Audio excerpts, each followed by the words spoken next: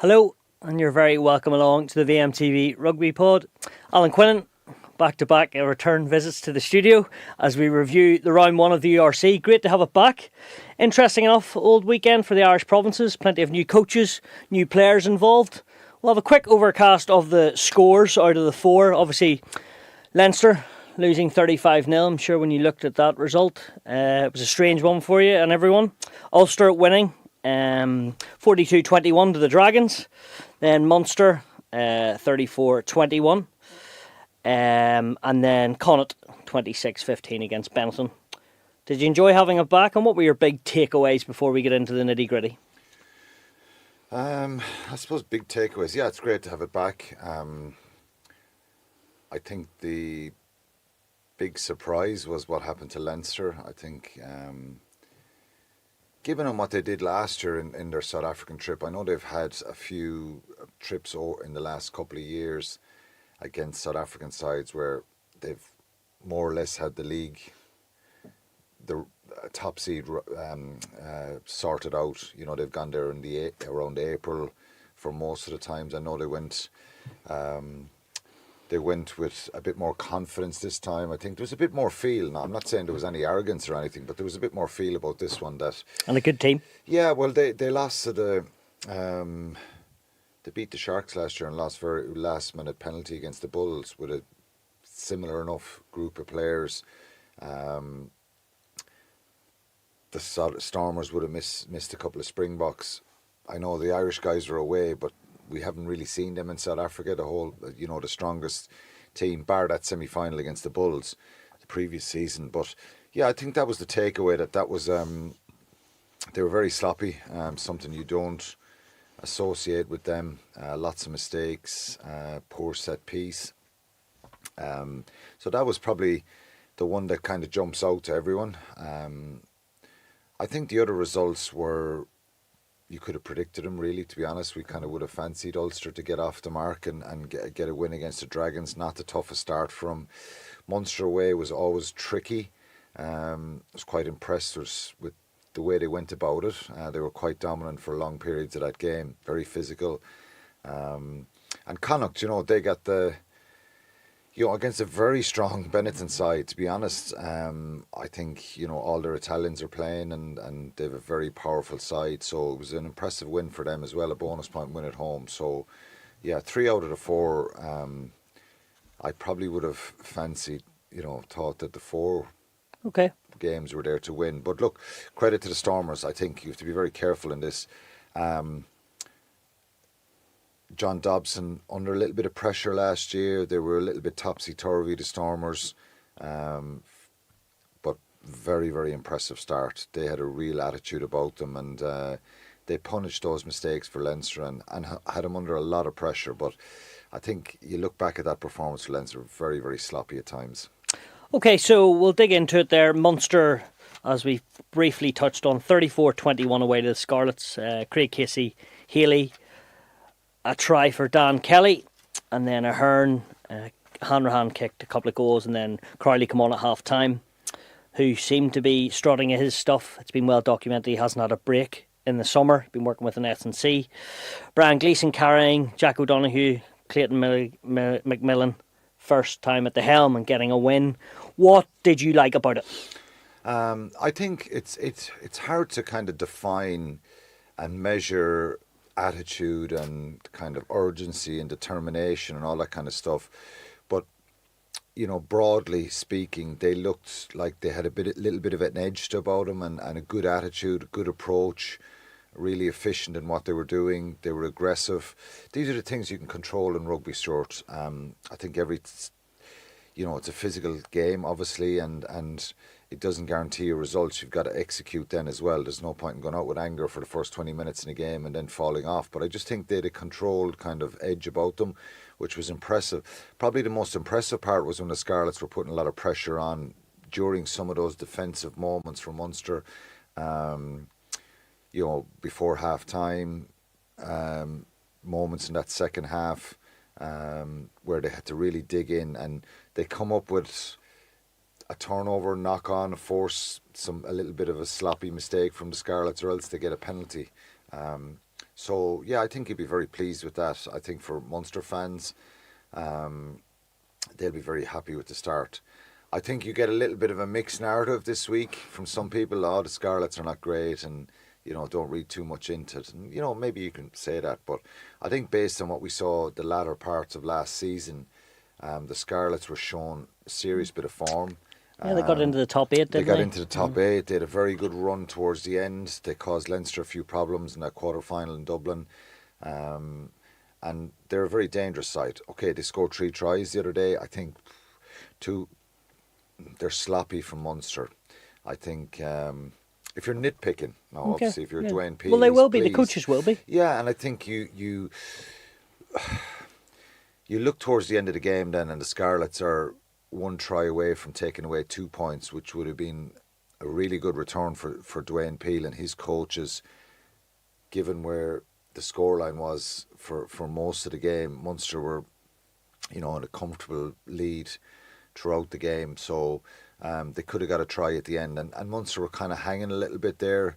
But overall, very pleasing. There's obviously areas they need to work on. One thing that jumped out for me was, well, you don't want Tacker Abrahams catching kickoffs, because, at one point after they scored a try, I think it was the second try, he's totally isolated, and Ellis Mee, who's a big man, gets up and wins that kickoff. Just little switch off things like that, and they're the little things, small little decisions around catch pass, alignment, being a bit more efficient. They're things they can work on. But look, given the opposition, given it was away from home, which is always a tough start, and the reality of what we seen last weekend was there's only one away win in the league last weekend, and that was Munster. So it's tougher to win away from home. You could have probably predicted, if you look at the games last weekend, well, I fancied Leinster to get something in the Stormers, Edinburgh probably to beat Zebra. That didn't happen. Zebra won. I thought it was going to be difficult for Munster.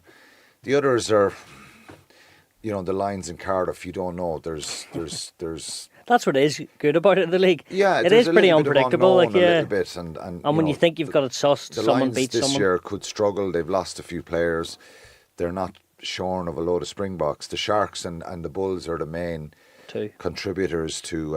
Of course, the Stormers have a few, and they have probably 2 or 3 world-class players in Sasha Feinberg, Mngomezulu, and Damien Willems. Like, they are world-class players now, and Manny Libok as well. So there's certainly a few missing there, but it is a bit unpredictable, and it's challenging, this league. And look, it's no different. And I think if you saw the directive that's come out yesterday, I'm not sure if it's implemented or it's a recommendation from World Rugby that players will only play 30 games a season now, and there'll be rest periods for after internationals, 5-week pre-seasons, all that kind of stuff, player welfare.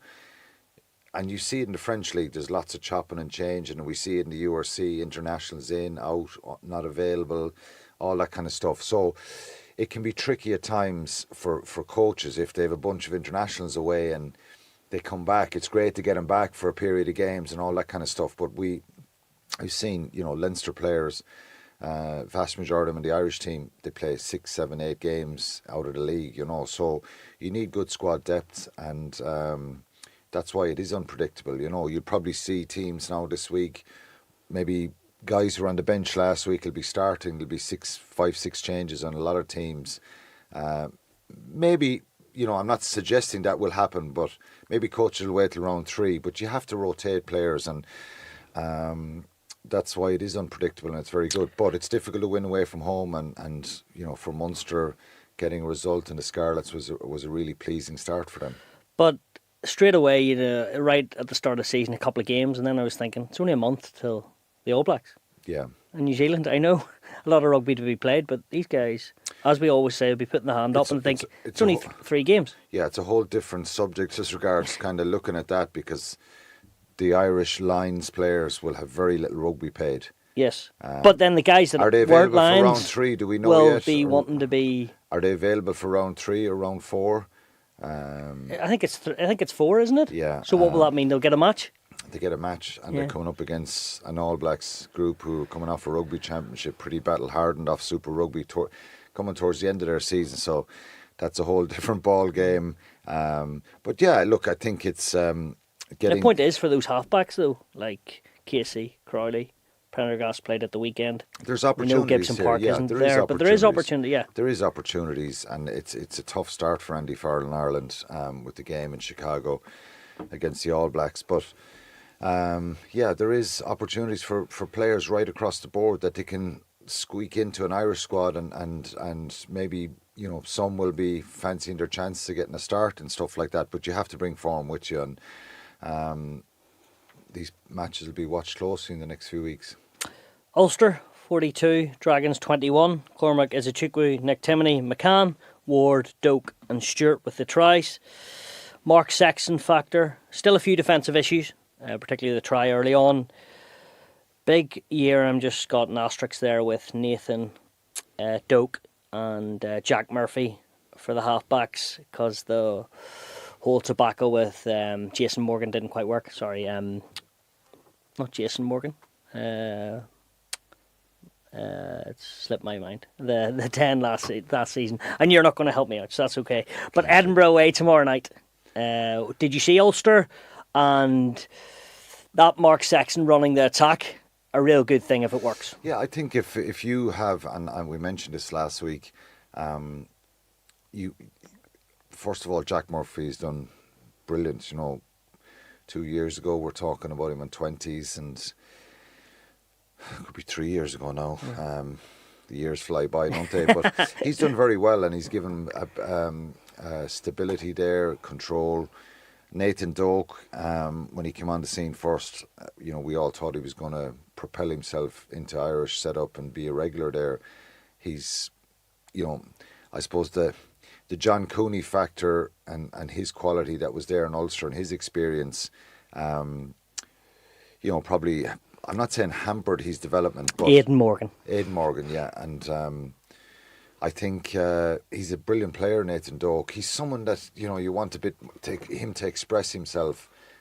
He's very talented, and, you know, it's a chance for him now. I was disappointed he didn't get capped. An opportunity, and he was on the squad for Portugal and Georgia, but he got a little taste of being in with that group, and he's the main man now, really, there. And I think he's got to you know, take the bull by the horns and just try and, you know, impress and make that jersey his own, and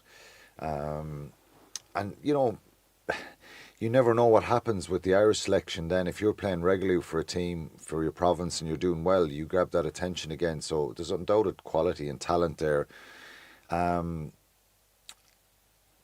It's the same as any team. Your halfbacks, kind of, you know, obviously forwards will get you that platform, but they're the big decision makers, scrum half and 10. And relatively inexperienced in a sense of playing regularly together in big matches. You know, Jack Murphy's much younger, but they played well. Few issues the other night, a little bit loose at times defensively.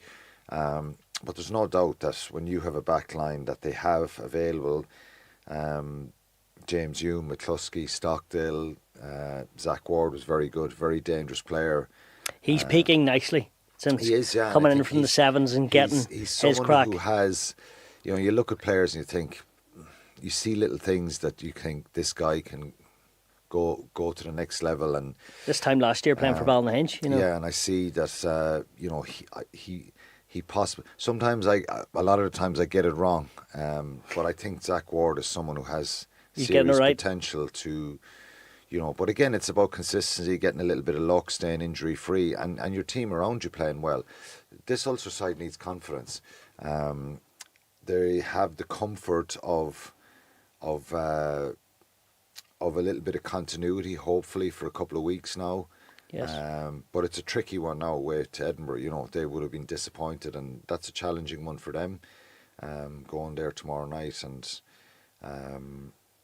it's that word consistency we talk a lot about. But, you know, they did a good job last week, and I mentioned the back row, didn't I? Yep. McCann, Timoney and Izuchukwu, and they all scored, and they were all very, very prominent. But they're really good footballers.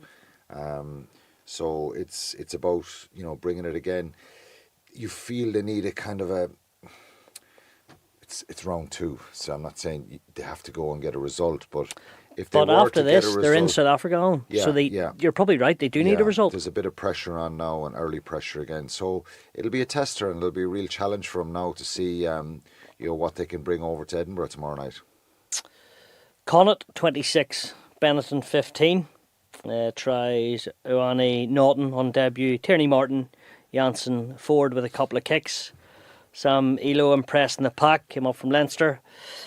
Defensively, we all know their problems the last couple of years. Stuart Lancaster is in there now, will be working. One of the coaches, probably the last coaches are at the moment anyway, that is sort of specifics on both sides of the ball. Did you feel they would beat Benetton? But you actually like Benetton, so was it one of those games you didn't think Benetton were that good, or was it Connacht and Connacht were there for the fight and the physicality? Yeah, I think they were so loose at times last year, and tactically, they've built a great reputation around their attack, but not around their defence. So I think it's very obvious that that's what they need to fix this year and get be a hard team to score against, because they have some cutting edge. They have some very, very good young players. I thought Josh Ioane was outstanding until he went off. It was very unfortunate for him to go off. He scores the first try. He makes the second one. He's a superb player, and when he gets front football like that, and he can be very, very effective. And I think it's about confidence. You even hear about Jack Carty, how he's enjoying working with Stuart. And so it's about getting them confident. Ultimately, their forwards have got to deliver. I think they stepped up last weekend, and they were against a big pack, and they were quite physical and defensively very, very strong. So lots of positives for them to take, and I think that's probably the most pleasing thing for them, the way they defended, because this game was quite close. Ratave nearly scores in the corner when it's 19-8. He's a poacher. So there wasn't a lot in this game at times, and they had to dig in, Connacht, and then they responded kind of in that second half and got the extra couple of tries from the last one from Janssen. I think they scored from Dylan Terry Martin after half time, but the one at the end gives them that little bit of comfort to see it home. So it was it was impressive. Would you rather see a team go out and score 5-6 tries and concede 3 or 4? I'd rather score 2 or 3 and be miserly in what you give up. The way the game has gone, and a team like Benetton, it's hard to restrict them, and they had some great opportunities, but I think the defensive effort was really good, and that's the challenge for them, to try and be a hard team to score against, because look, you can't look too far ahead here, Stuart. Ultimately, it's a long season.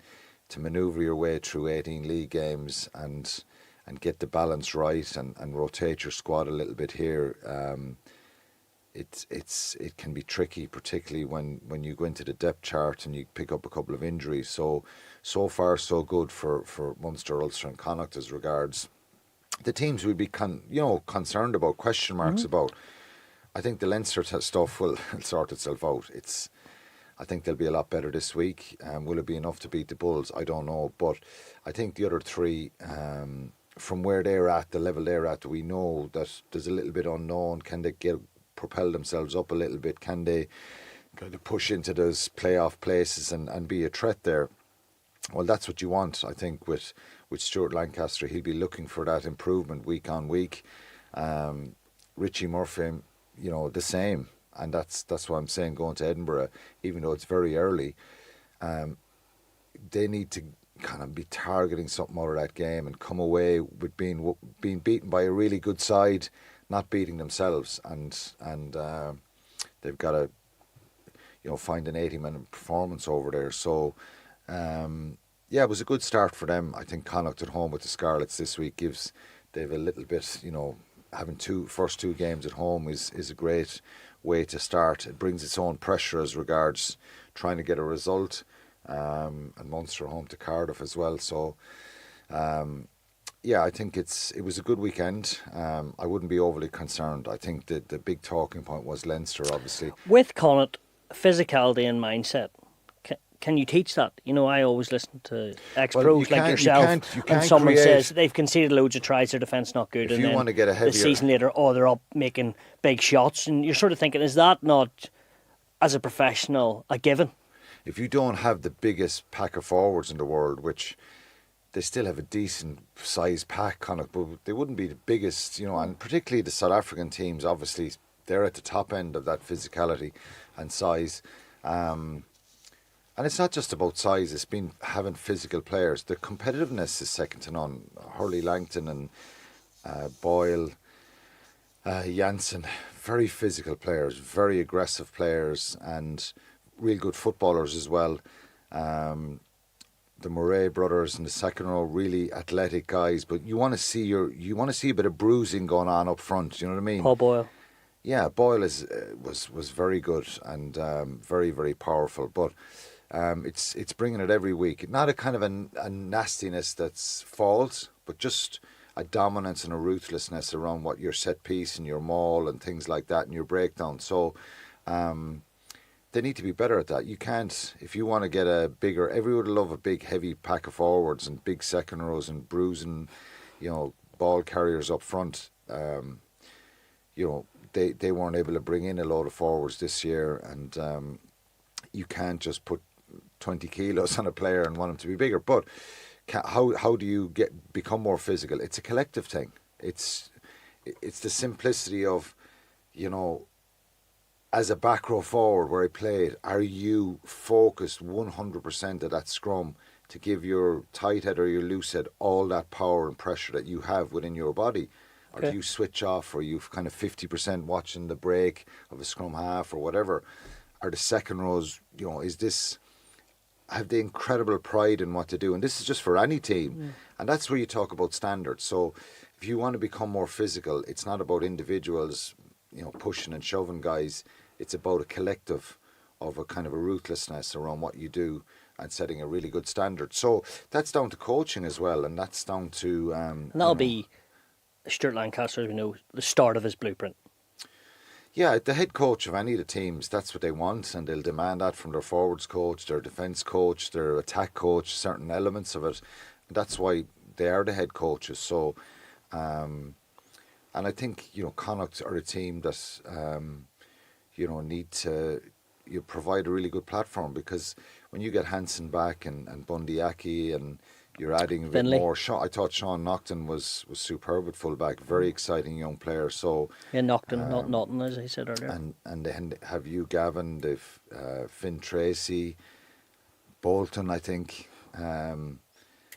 he's someone who can kick on and play for Ireland more. You know, hard to judge him on what he did against Portugal because they were very poor, but he's someone who I think has a future with Ireland if he stays fit. So.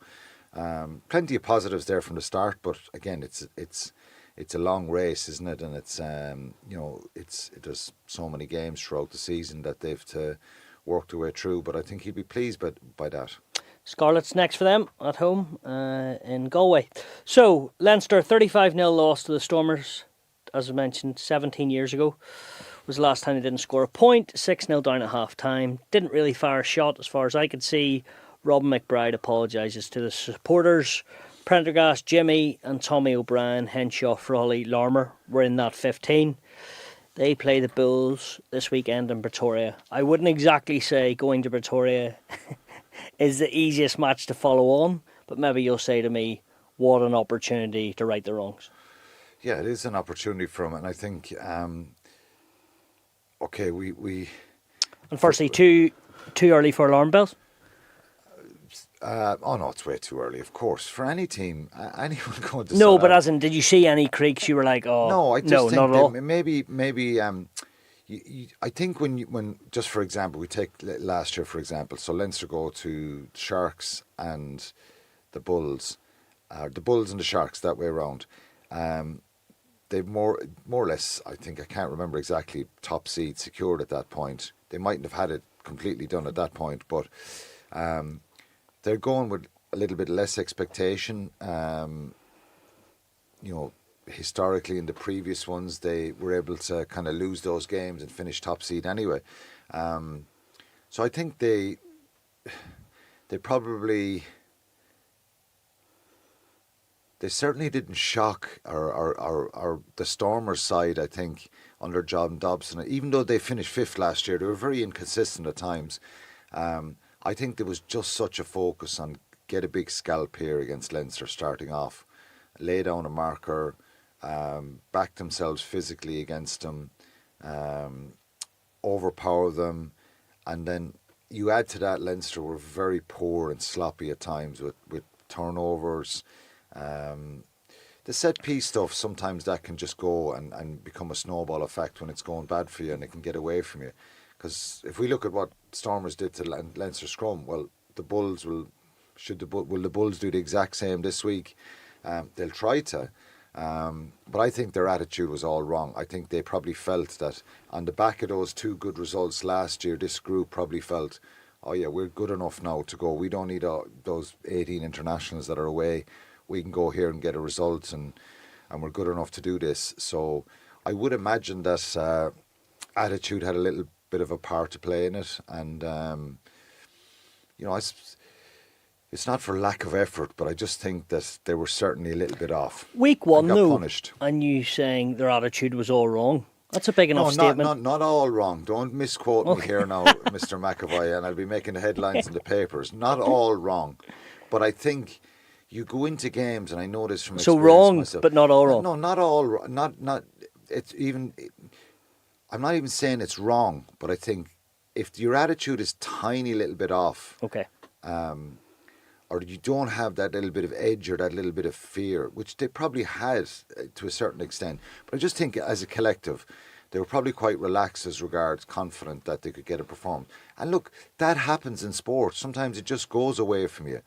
And that was a really strong team that was available to Leo Cullen last week. But I would imagine this group got a rollicking off the coaches to say, here's so many examples of us being ill-disciplined, giving away stupid penalties. I know about stupid penalties, Stuart. Do you? Yeah, but they were punishing for Leinster. Moments there where they're counter-rucking, and I know every team and their defence coaches wants them to make a tackle, get back up, be a nuisance at the breakdown, but really sloppy ones.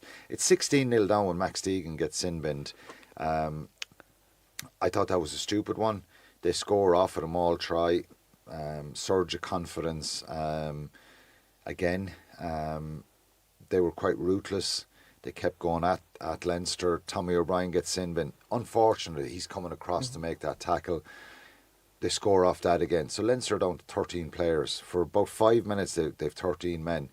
So it's very hard as a group then to go, well, we're now, what was the score? Was it 28-0 at that stage? Yeah, and then one more converted try. And and it just got away from it. It's 6-0 at half time. I think if you go in at half time and you're 6-0 down and you are making mistakes and they have a couple of tries chalked off and you're sloppy, I thought Leinster would come out in the second half and cause problems, but they didn't hold on to the ball. So you can't take away from the Stormers here. They were very, very good.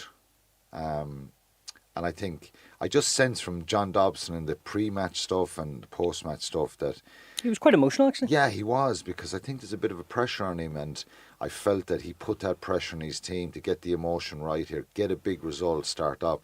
We cannot afford to lose this game type scenario. Here's a Leinster side with this massive squad and so much talent. Their internationals are away, but these guys are really good.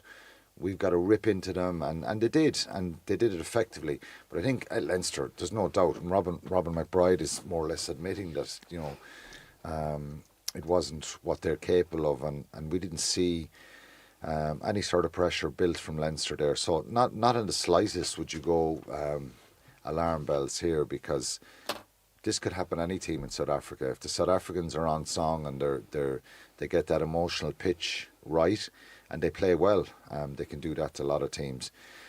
A last one on it before I run through these results that I'm scurrying about to get. The scrum and the line out, that can be changed in 6-7 days, yeah? Of course, if you or harder than well, I'm suggesting. when you have a Slimani as your tight head starting the game, and Gus McCarthy and Jack Boyle, I know that the subs come on. Paddy McCarthy had a few challenges with their tight head, and as I say, it can have a snowball effect. So I think it's a collective thing to get their scrum right this week, and maybe an attitude thing, to have a bit of fear, anger, desperation, bringing it into that Bulls game. Because let's be honest, you look at that back line, they're able to score tries, they're able to attack and cause problems, and that platform up front was really poor last week. So I think they can, obviously the calling system in the line out, trying to get a strategy of sharpness around that line. I think they looked a bit sluggish. Yeah, it was Danny and Mangan as well, so they'd be relatively inexperienced, wouldn't they? Of course, and slightly lightweight compared to James Ryan. Yeah, and just a little bit of inexperience about running a line out. So look, I'm not saying it's going to be perfect this week, but I would expect them to be a lot better against a Bulls side. Again, it's going to be very difficult and unlikely that they get a result, but we saw the Ospreys last week score 40 points. It was a crazy match. The Bulls against the Ospreys, 53-40. It's an incredible scoreline. So, I think Leinster will be better this week, and they'll score tries, and who knows, they might get that result or that performance that they're looking for. I think it's about performance here for them, but it's a tricky couple of weeks because, they have the Sharks next at home and then the Munster game. So, four rounds in, it could be they won't be in their usual position. I wouldn't think. You'll be purring for that Munster game. Glasgow 35, Sharks 19, Ulster 42-21, Bulls, as you mentioned, 53-40, Zebra 31-28, Scarlets 21, Munster 34, Connacht 26, Benetton 15, and Cardiff beat the Lions 33-20. Suppose we'll give the final word to Zebra Parma. 31-28 against Edinburgh. Edinburgh haven't signed anyone, but Zebra, like we've saw over the last couple of years, if you beat Munster. Yeah, they beat Munster. Beat Ulster at home. I think they lost. So it's definitely in them. They lost a lot of games last year that were in the balance. Yeah, they were close scores. It wasn't a case of they were walloped in every game. They have some very good players, and they're a physical side and an athletic side. So that's a great start for them. And they jumped around last week like they did against Munster last year when they beat them in round 2. So they're a dangerous side with some good players, and credit to them. They've got, started well there, and they finished second. They're down at the bottom or second from bottom every season. That's a really good start for them. I'll put you on the spot. Anything else stand out for you? Any surprise packages? Or are you just going to be like, Stuart, it's week 1, settle yourself? Yeah, it is. I think it's hard to... or players, even. I have a feeling that Cardiff could be a dangerous side, a very dangerous side this year, and a side that... Even with uproar and coaching, with Matt Yeah, well, look, I think that's the challenge for the Welsh sides. Wales. They won a game with Ben Thomas being sent off last week. After 30 minutes, they beat the Lions 33-20. So they could be a bit of a surprise package. But we won't know until, we get into a good few rounds of this. It's about who's, you